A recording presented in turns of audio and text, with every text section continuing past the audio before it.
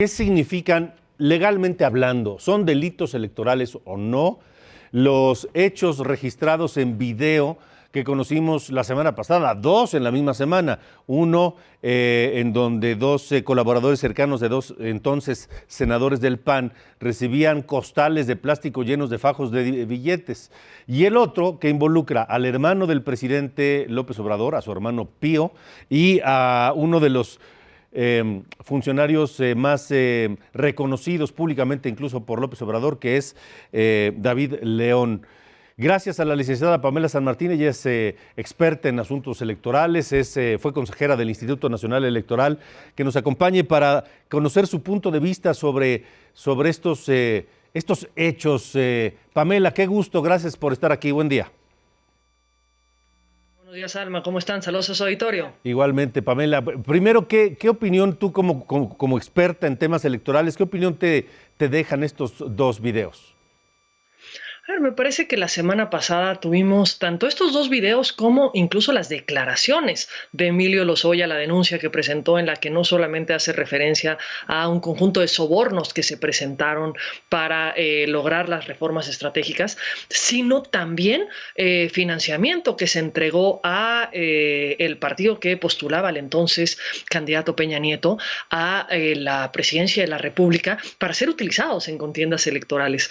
Creo que, se trata de hechos que nos tienen que llevar a una investigación completa que no hemos tenido en México desde hace años. El caso Odebrecht es un caso que desde por ahí de 2014-2015 se supo que existía declaraciones señalando que dinero había ingresado a las contiendas electorales en México, y sin embargo no se le dio seguimiento alguno en México a estos hechos, a estas investigaciones. Ahora ya empezamos a tener estos elementos y lo que necesitamos son investigaciones completas por parte de las distintas autoridades. En materia electoral, el caso del financiamiento de la elección presidencial del 2012, el caso, por supuesto, del financiamiento de las elecciones de 2015 por lo que hace a Morena, y en el caso de los sobornos, que son un delito no electoral, pero que sí impacta, por supuesto, en la vida pública del país, en la vida política del país.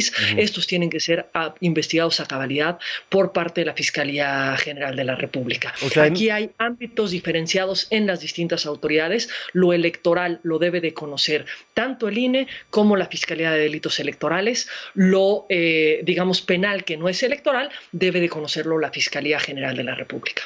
Ahora, sería importante establecer que los videos hasta este momento solamente son evidencias de posibles delitos, que hay que, por supuesto, presentar las denuncias que correspondan y hacer las investigaciones también necesarias. Eso, en ese momento, hasta ahí vamos en este momento. Efectivamente, en el caso de todos estos videos, en particular de lo que tiene que ver con la materia electoral, lo que son las declaraciones sobre el financiamiento de Odebrecht, ya hay una investigación que está en curso en el Instituto Nacional Electoral desde el 2017, desde diciembre del 2017. El PRD presentó una denuncia por este financiamiento y lo que se requiere es que el INE le pida a la Fiscalía toda la información, todas las declaraciones, todas las pruebas, todo lo que ha recabado en torno a este caso para que pueda formar parte del expediente que se lleva en el INE, que se sustancia en el INE, para que podamos determinar si existe una irregularidad y, en caso de que exista, establecer las sanciones correspondientes. Por lo que hace al caso del hermano del presidente de la República, los hechos todavía no llevaban una investigación porque fueron conocidos apenas el viernes de la semana pasada, el jueves por la noche, viernes de la semana pasada. Se ha señalado que el PAN ya presentó una queja, pero si no lo hubiese presentado, de cualquier forma el INE puede iniciar oficiosamente un procedimiento para poder realizar una investigación y saber si ante lo que estamos es ante un financiamiento regular. ¿Cuál es la diferencia? Es regular si tiene una fuente permitida, es decir, si quien aportó es una persona que la ley permite que aporte, una persona física. No se permite que aporten gobiernos, no se permite que aporten iglesias, no se permite que aporten sindicatos, no se permite que aporten empresas. Digamos, estos no están permitidos. Entonces tenemos que conocer el origen de los recursos para ver si tienen un origen permitido. Ahora, si tiene un origen permitido, además es saber si los montos son permitidos. Hay límites en cuanto al financiamiento que se puede recibir recibir por parte de los respectivos sujetos, y si es adecuado que este recurso, en el caso en particular de los recursos del hermano del presidente de la República, si es adecuado que este se haya entregado en efectivo, porque una regla sobre la financiación de las campañas electorales tiene que ver con que el recurso sea bancarizado para poder determinar con claridad el origen. Solo hay excepciones por montos pequeños, cercanos a 6,000 pesos, que pueden ser en efectivo, pero en cualquiera de los casos tiene que ser reportado a la autoridad.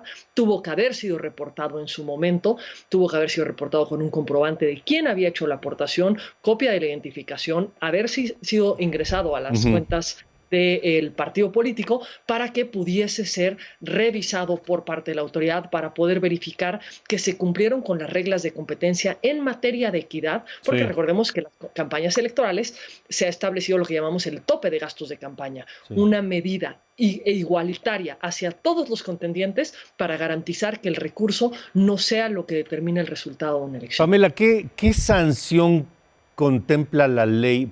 Vamos a pensar que se comprueba que los sobornos o dinero de Odebrecht se usó para la campaña presidencial de Enrique Peña Nieto. Pero esa campaña ya terminó, incluso el sexenio ya terminó. Peña Nieto ya no es presidente y estará en algún lugar del mundo. ¿Qué sanción se puede aplicar en este año o el año que entra?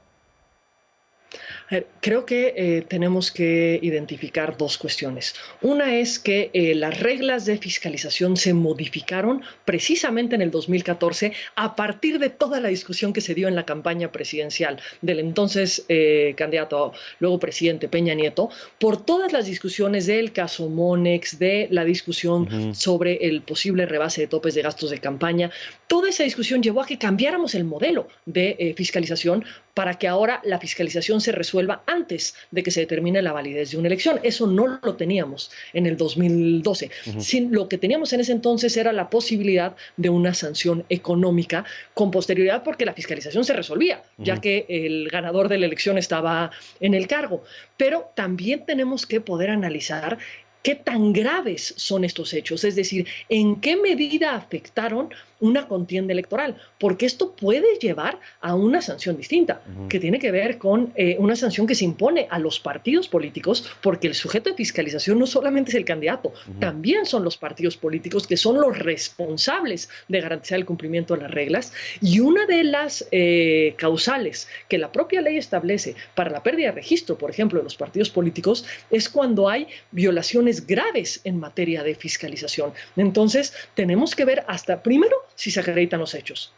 Segundo, ¿qué es lo que se acredita? Tercero, ¿qué tanta gravedad tuvieron estos hechos? Porque, por supuesto, que se dieran en el marco de una contienda electoral en los dos casos se convierte en un tema particularmente relevante, particularmente grave para la materia electoral, y a partir de esto, ¿qué trascendencia o qué gravedad se tuvo en torno al sistema de financiamiento y fiscalización de los partidos políticos? No sé si coincidas, Pamela, que el INE y el Tribunal y la Fiscalía para Delitos Electorales tienen en este momento un desafío inédito, en el cual hay dos casos donde hay evidencias de posibles delitos electorales, por un lado del expresidente Peña Nieto, su campaña, su equipo, su partido, y por otro lado del hermano del presidente López Obrador, que si bien aparentemente no tiene que ver con la campaña presidencial de 2018, sí con su partido, porque en ese momento ya existía Morena como partido político, y sí su hermano, y sí él, porque él presidía el partido y eran unas elecciones intermedias.